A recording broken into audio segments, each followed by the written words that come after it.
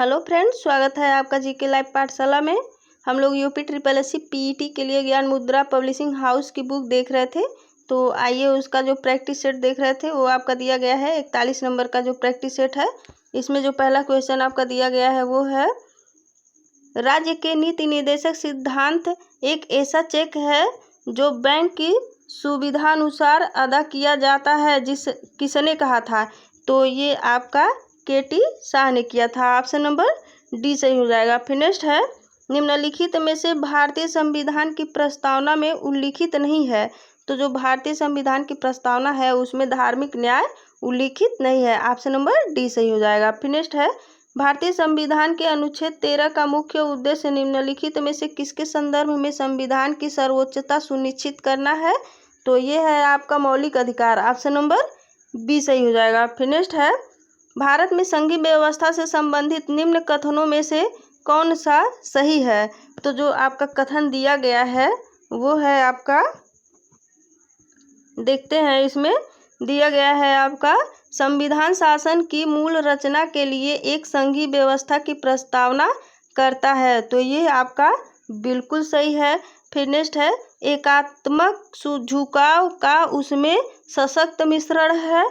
तो ये आपका ये भी सही है। फिर नेक्स्ट दिया है तीसरा, दोनों संघ तथा राज्य विधायिकाएं प्रभुता संपन्न है। तो ये आपका गलत है। फिर नेक्स्ट है, विधायिकी वित्तीय तथा न्यायिक शक्तियां संघ तथा उसकी इकाइयों के मध्य विभाजित कर दी गई हैं। तो ये आपका चौथा भी गलत है। तो आपका जो पहला और दूसरा दिया गया है ये दिया गया है ऑप्शन नंबर बी में। तो आपका ऑप्शन नंबर बी सही हो जाएगा।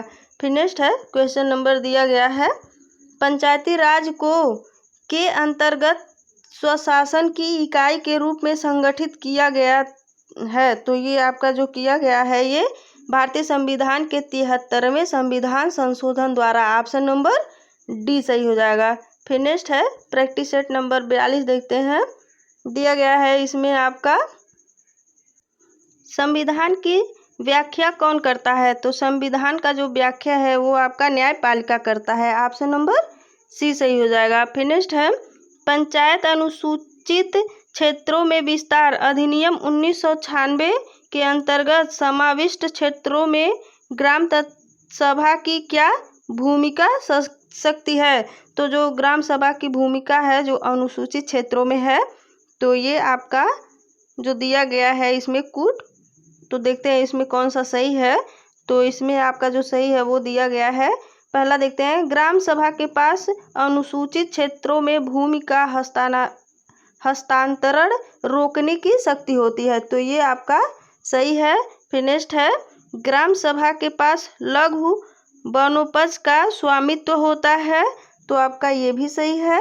फिर नेक्स्ट है, अनुसूचित क्षेत्रों में किसी की भी खनिज के लिए खनन का पट्टा अथवा सर्वेक्षण लाइसेंस प्रदान करने हेतु ग्राम सभा की अनुशंसा आवश्यक है। तो ये गलत है। आपका ऑप्शन नंबर बी सही हो जाएगा, जिसमें पहला और दूसरा सही है। तो आपका ऑप्शन नंबर बी सही हो जाएगा। फिर नेक्स्ट है, निम्नलिखित में से कौन प्रतिनिधिक सरकार उपबंधित करता है? तो जो आपका प्रतिनिधित्व सरकार है ये आपका अप्रत्यक्ष लोकतंत्र करता है। ऑप्शन नंबर बी सही हो जाएगा। फिर नेक्स्ट है, भारतीय संविधान नागरिकों के लिए आर्थिक न्याय किसके माध्यम से सुनिश्चित करता है? तो जो भारतीय संविधान है ये नागरिकों के लिए आपका सुनिश्चित करता है राज्य की नीति के निर्देशक सिद्धांतों के द्वारा। ऑप्शन नंबर डी सही हो जाएगा। फिर नेक्स्ट है, स्वतंत्रता को किस प्रकार सीमित किया जा सकता है? तो स्वतंत्रता को जो है ये आपका विधि द्वारा सीमित किया जा सकता है। ऑप्शन नंबर बी सही हो जाएगा। फिर नेक्स्ट प्रैक्टिस सेट नंबर 43 देखते हैं। दिया गया है आपका, भारत के संविधान के अनुसार राष्ट्रपति के पास अध्यादेश जारी करने की शक्ति है। तो जो ये आपका अध्यादेश जारी करने की जो शक्ति है वो है आपका 123 अनुच्छेद 123। ऑप्शन नंबर ए सही हो जाएगा। फिर नेक्स्ट है, किन राज्य सरकारों ने 2010 तक स्थानीय निकायों में से महिलाओं का आरक्षण प्रतिशत कर दिया है?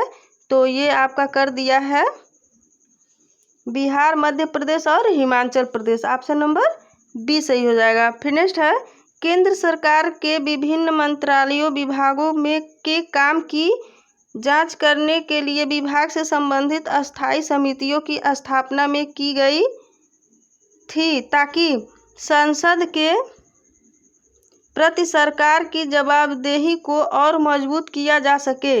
तो ये आपका हो जाएगा 1993 में। ऑप्शन नंबर बी सही हो जाएगा इसका 1993 में। फिर नेक्स्ट है, भारत के संविधान में संघीय शब्द का प्रयोग कहाँ हुआ था? तो ये जो संघीय शब्द है ये इसका प्रयोग आपका हुआ था संविधान में, कहीं नहीं। ऑप्शन नंबर डी सही हो जाएगा। फिर नेक्स्ट है, भारतीय संविधान में समता का अधिकार 5 अनुच्छेदों द्वारा प्रदान किया गया है। ये है, तो ये है आपका अनुच्छेद 14 से अनुच्छेद 18 तक। ऑप्शन नंबर सी सही हो जाएगा। फिर नेक्स्ट है, प्रैक्टिस सेट नंबर 44 देखते हैं। दिया गया है आपका, निम्नलिखित में से किसने भारतीय संविधान की प्रस्तावना को हमारे संप्रभु प्रजातांत्रिक गणतंत्र की जन्म कुंडली कहा है? तो ये आपके कहे हैं KM. Munshi. Option number D सही हो जाएगा। फिर नेक्स्ट है, वह कॉलेज का विद्यार्थी अपने नगर की नगर परिषद में चुने जाने का इच्छुक है, उसके नामांकन की वैधता अन्य शर्तों के साथ साथ इस महत्वपूर्ण शर्त पर निर्भर होगी कि, तो इसका जो आपका आंसर हो जाएगा इसका, उसका नाम मतदाता सूची में सम्मिलित हो। ऑप्शन नंबर सी सही हो जाएगा। फिर नेक्स्ट है, निम्नलिखित में से कौन सा कारक किसी उदार लोकतंत्र में स्वतंत्रता की सर्वोत्तम सुरक्षा को नियत करता है? तो ये आपका करता है शक्तियों का पृथक्करण। ऑप्शन नंबर डी सही हो जाएगा, शक्तियों का पृथक्करण। फिर नेक्स्ट है, राज्य के नीति निर्देशक सिद्धांत किस प्रकार मौलिक अधिकारों से भिन्न है? तो ये आपका निर्देशक सिद्धांत प्रवर्तनीय नहीं है, जबकि मौलिक अधिकार प्रवर्तनीय है। ऑप्शन नंबर सी सही हो जाएगा।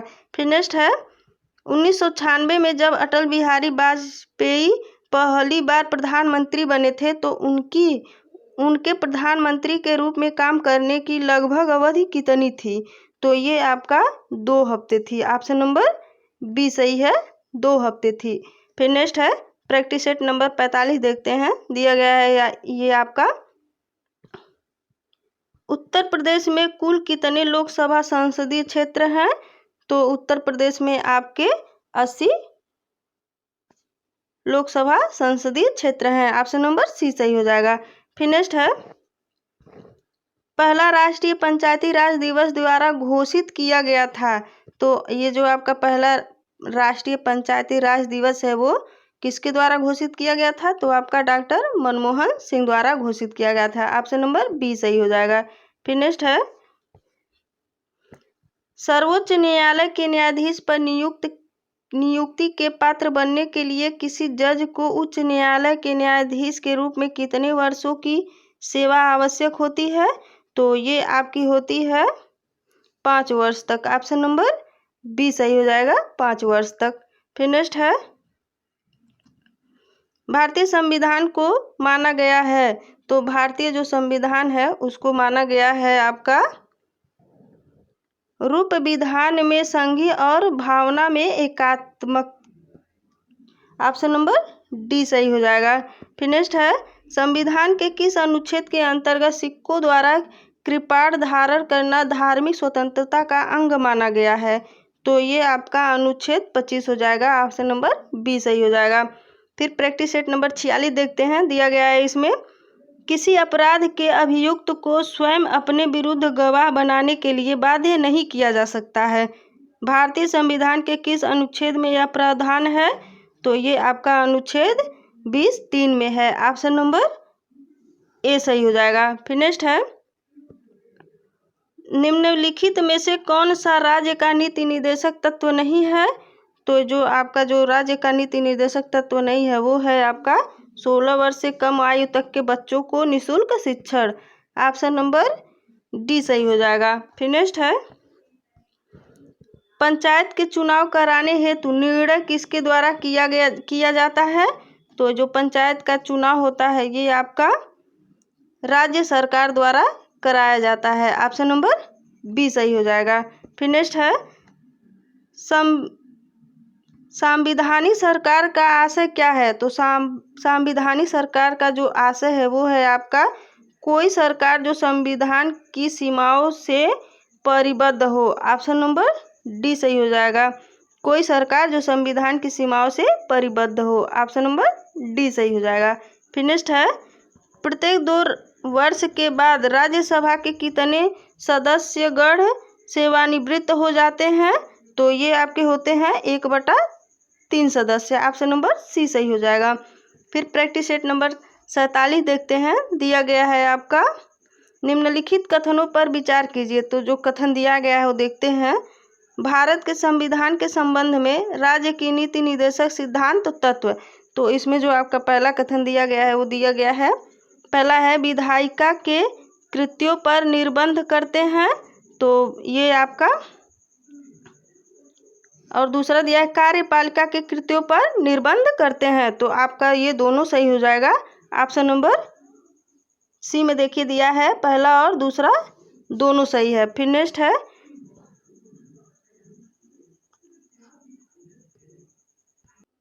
नहीं दोनों सही नहीं हो सकता है क्योंकि यहाँ निर्बंध करते हैं दिया गया है। तो आपका ऑप्शन नंबर डी सही हो जाएगा। न तो पहला और न ही दूसरा सही है। फिर नेक्स्ट है देखते हैं दिया गया है आपका निम्नलिखित में से कौन सा कथन सही है? तो जो आपका दिया गया है इसमें ऑप्शन नंबर सी सही हो जाएगा।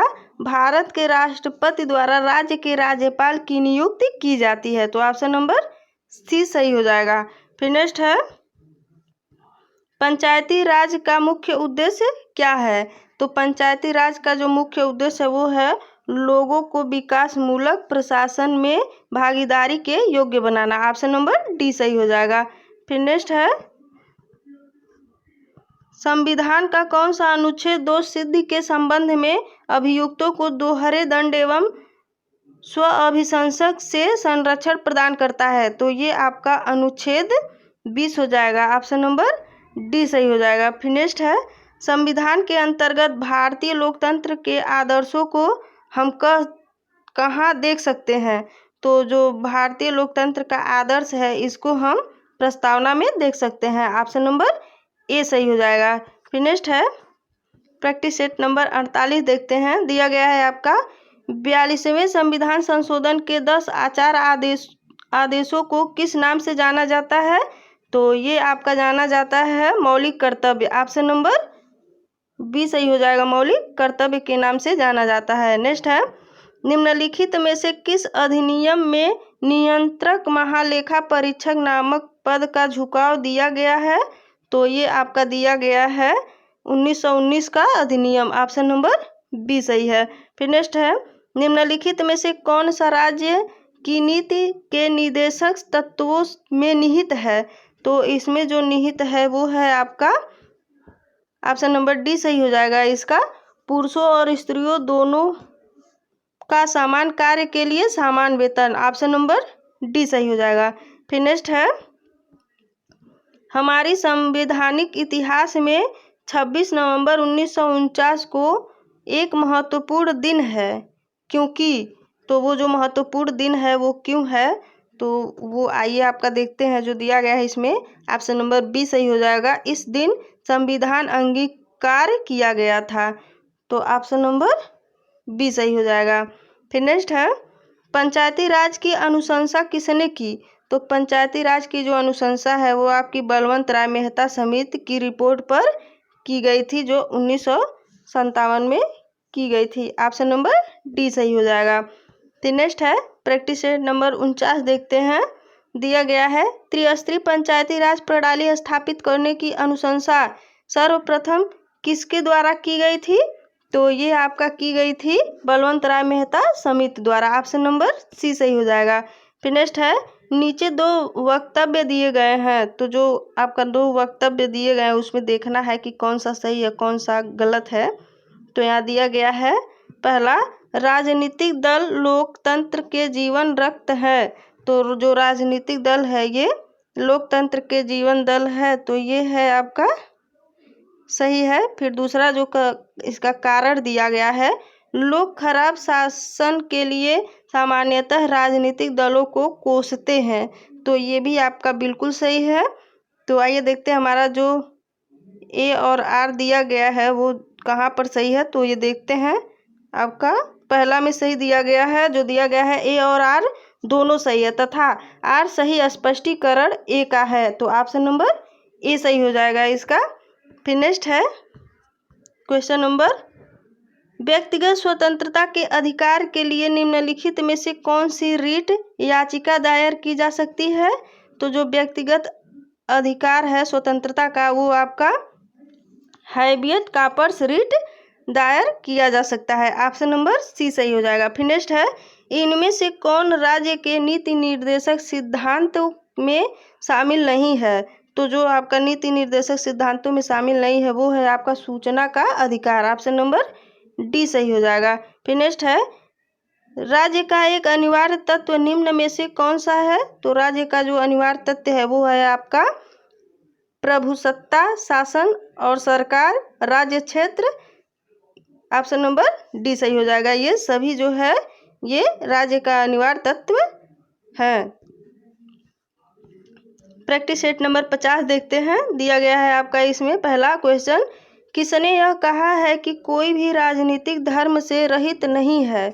तो ये आपका जो कहे हैं वो महात्मा गांधी ने कहा है, ऑप्शन नंबर बी सही हो जाएगा। फिर नेक्स्ट है, लोकपाल का विचार लिया गया है। तो लोकपाल का जो विचार है वो आपका लिया गया है अमेरिका से, ऑप्शन नंबर स्कैंडिनेवियाई देशों से, ऑप्शन नंबर सी सही हो जाएगा, स्कैंडिनेवियाई देशों से। फिर नेक्स्ट है, हमारे संविधान में आर्थिक योजना शामिल है। तो हमारे संविधान में जो आर्थिक योजना है वो आपका शामिल है समवर्ती सूची में, ऑप्शन नंबर सी सही हो जाएगा। फिर नेक्स्ट है, भारत के संविधान के उद्देश्यों में से एक रूप आर्थिक न्याय का किसमें उपबंध किया गया है। तो ये आपका किया गया है उद्देशिका और राज्य के नीति निर्देशक तत्वों में, ऑप्शन नंबर बी सही हो जाएगा। फिर नेक्स्ट है, निम्नलिखित संविधान में निम्न में से एक मूल कर्तव्य नहीं है। तो इसमें से जो मूल कर्तव्य नहीं है वो है आपका सार्वजनिक चुनाव में वोट देना, ऑप्शन नंबर ए जो है ये सही नहीं है और सब सही है। दोस्तों ये रहा आज का हमारा 50वां प्रैक्टिस सेट। वीडियो अगर आपको अच्छी लगी हो तो प्लीज़ इसको लाइक करिए और शेयर करिए। धन्यवाद।